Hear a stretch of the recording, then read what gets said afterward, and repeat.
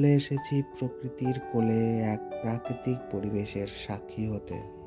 এই প্রাকৃতিক সৌন্দর্যটি অবস্থিত কার্শিয়াং শহরে। আর চা বাগানগুলি যেন পাহাড়গুলিকে সবুজ চাদর দিয়ে মুড়ে রেখেছে। মনে হচ্ছে তারা এখানকার ঠান্ডা মেঘের বাতাস থেকে নিজেদেরকে রক্ষা করার জন্য এই সবুজ চাদর পরে আছে।